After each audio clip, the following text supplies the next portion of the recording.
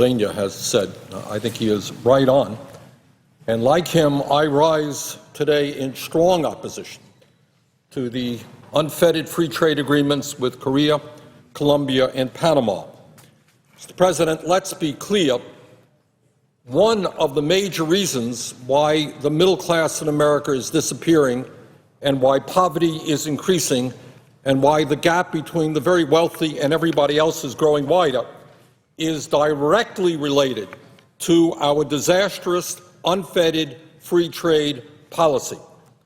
If the United States is to remain a major industrial power, producing real products and creating good-paying jobs, we cannot continue the failed, unfettered free trade policies that have been in existence for the last 30 years. We need to develop trade policies, I know this is a radical idea, that work for working people and not just the CEOs of large corporations. What we must do is rebuild our manufacturing sector and once again create millions of good-paying jobs where workers are producing real products made in the United States of America.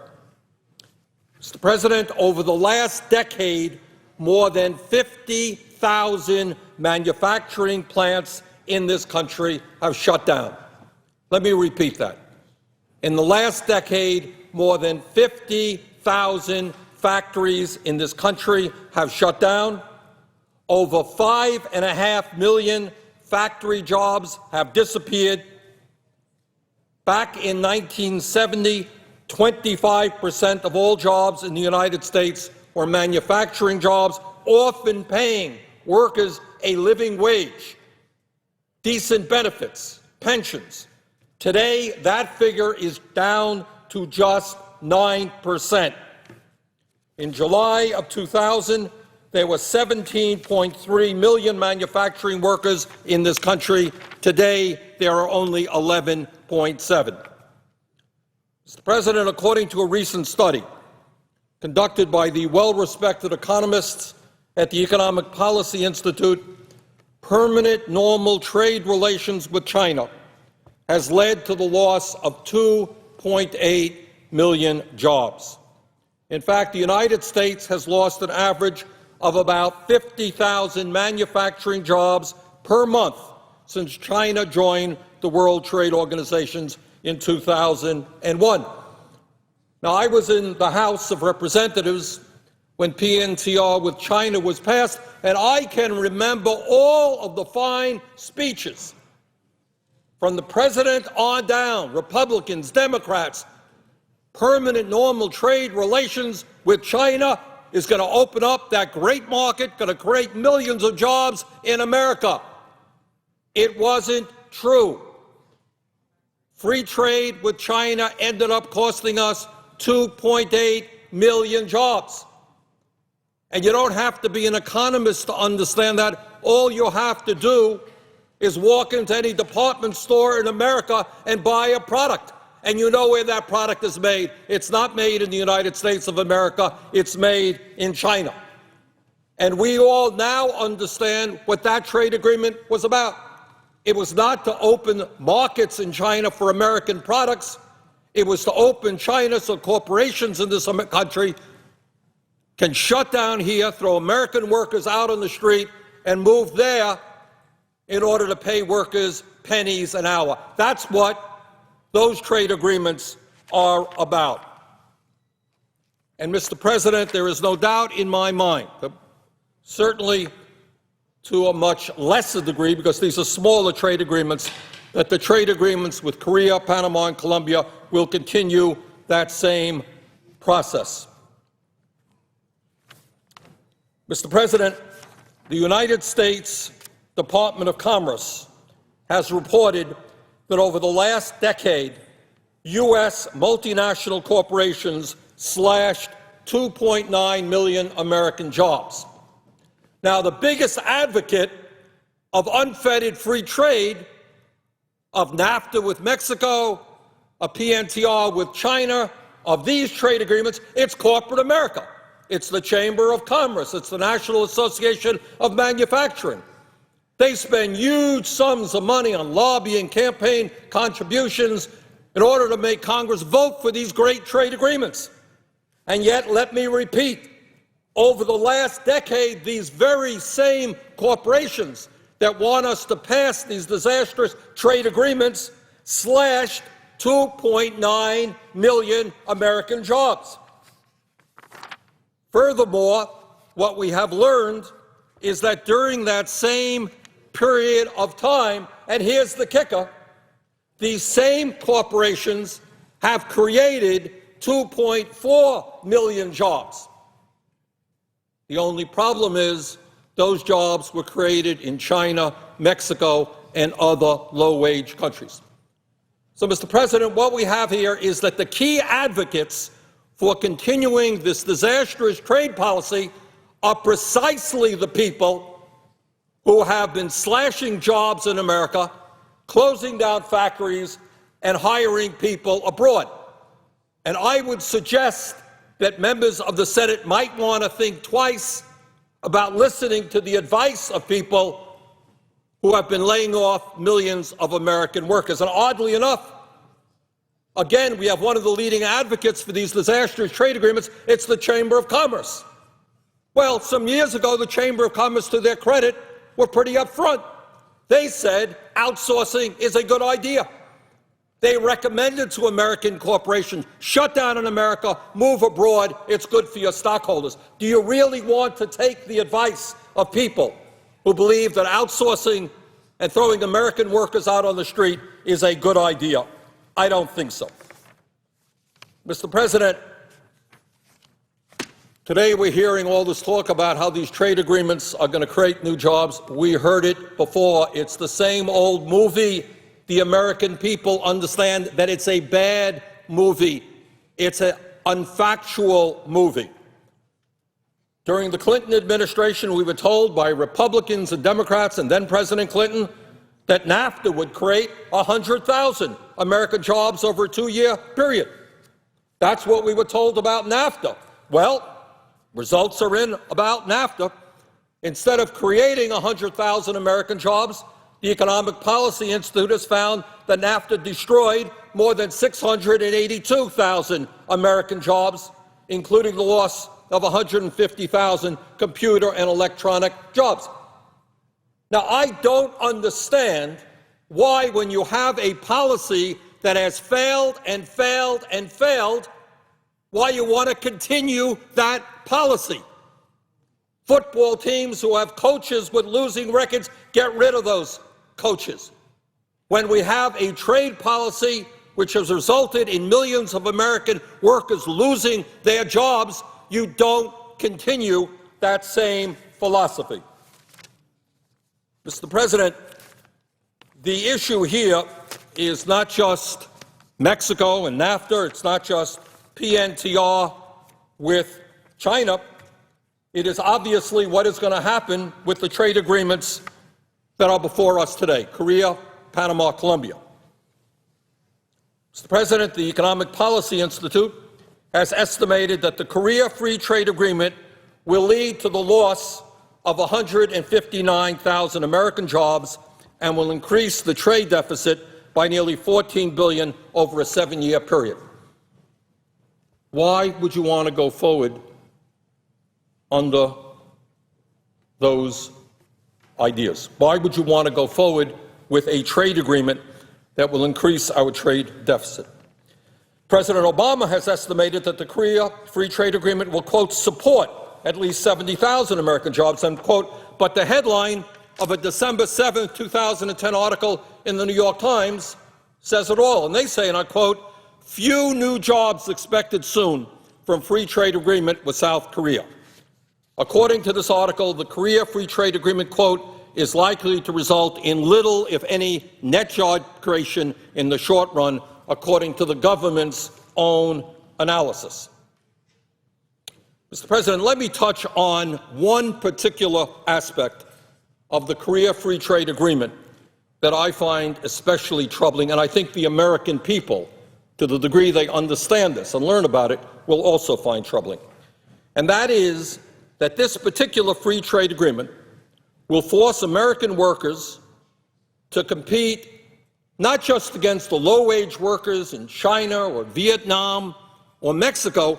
They're going to be forced to compete against the virtual slave labor that exists in North Korea, the most undemocratic country in the world, and a country itself whose government will financially benefit from this agreement with the dictatorship of Kim Jong-il. Mr. President, we all know that under current law, the U.S. has an embargo on all North Korea goods for a very good reason. Workers in North Korea are the most brutalized in the world, have virtually no democratic rights, and are at the mercy of the most vicious dictator in the world.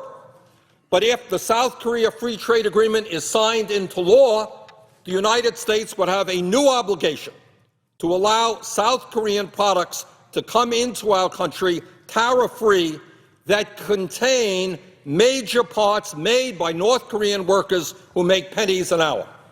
According to a January 2011 report from the Congressional Research Service, and I quote, "There is nothing to prevent South Korean firms from performing intermediate manufacturing operations in North Korea and then performing final manufacturing processes in South Korea." In other words, there's a huge industrial park in North Korea. South Korean companies own that park. Workers there are paid horrendously low wages, and some of those wages go right to the North Korean government. Products made in that industrial park in North Korea will go to South Korea and then will come back into the United States as part of that so-called free trade agreement. Today, over 47,000 North Korean workers are currently employed by more than 120 South Korean firms, including Hyundai, at the Kaesing Industrial Complex in North Korea. This facility is located just 6 miles north of the demilitarized zone, with direct road and rail access to South Korea and just an hour's drive away from Seoul. These North Korean workers officially make a minimum wage of 35 cents an hour, but they actually make much less than that. Instead of paying these workers directly, Hyundai and the other South Korean firms pay the North Korean government. How's that? South Korean companies, major companies, pay the North Korean government. They take a piece of the action, going to the most undemocratic, vicious dictatorship in the world. Products then go to South Korea, and then they're part of the free trade agreement with South Korea. In 2007, Han Duck-soo, who was then the Prime Minister of South Korea and is now the current South Korean ambassador to the United States, said, and I quote, "The planned ratification of the South Korea-U.S. Free Trade Agreement will pave the way for the export of products built in Kaesong, North Korea, into the U.S. market," end of quote. So, what we have now is American workers forced to compete against desperate people all over the world who are making a tiny fraction of the wages that are paid in America, forced to compete against countries where there are no environmental standards, where workers' unions are not recognized or respected. But now it gets even worse. American workers are now being forced to compete against the virtual slave labor in North Korea as part of this trade agreement. Mr. President, what about the Colombia Free Trade Agreement? It is understandable why the CEOs of multinational corporations would like this free trade agreement. After all, Colombia is one of the most anti-union countries on the planet. Since 1986, over 2,800 trade unionists have been assassinated in Colombia, more than the rest of the world combined. Mr. President, think about it for a moment. If we found out that 50 CEOs have been assassinated last year in Colombia instead of 50 trade union leaders, do you really think we would be on the verge of approving a free trade agreement with our country? Frankly, I don't think so. And lastly, let me just say a brief word about Panama and the Panama Free Trade Agreement. Panama's entire annual economic output is only $26.7 billion a year, or about 0.2% of 1% of the U.S. economy. no one can legitimately make the claim that approving this free trade agreement will significantly increase American jobs. Then why would we be considering a standalone free trade agreement with Panama, tiny little country? Well, it turns out that Panama is a world leader when it comes to allowing wealthy Americans and large corporations to evade U.S. taxes by stashing their cash in offshore tax haven. And the Panama Free Trade Agreement will make this bad situation much worse.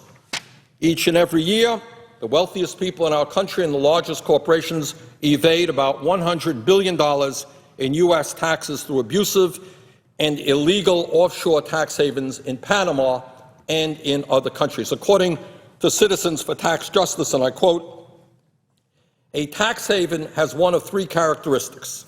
It has no income tax or a very low-rate income tax. It has bank secrecy laws, and it has a history of non-cooperation with other countries on exchanging information about tax matters." Panama has all three of those. They are probably the worst. And that's from, end of quote, from the Citizens for Tax Justice.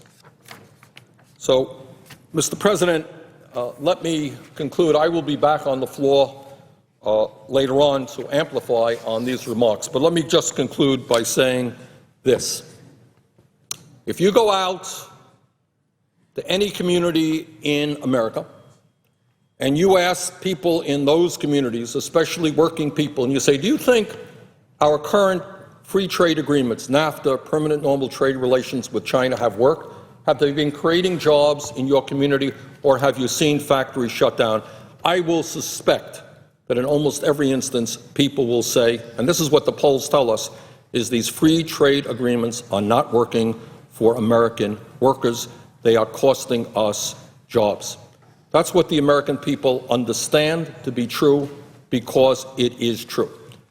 So it seems to me that when you have a history of failed trade policies, policies that have enabled and encouraged large corporations to shut down in this country and move abroad, it is insane to continue that policy if you are serious about creating jobs in America, rebuilding our manufacturing sector, and trying to address the crises facing the middle class today. We need new trade policies.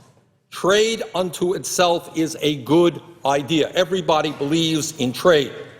But you need trade policies that are designed to help ordinary working people and not just wealthy CEOs. And I feel very strongly that the policies that we are debating today, trade policies like Korea, Panama, and Colombia, are nothing more than extensions of disastrous trade policies of the past. They should be defeated. We should come together and develop new approaches to trade which benefit all of our people and not just CEOs of multinational corporations. And with that, Mr. President, I would yield the floor and note the absence of the quorum. The clerk will call the roll.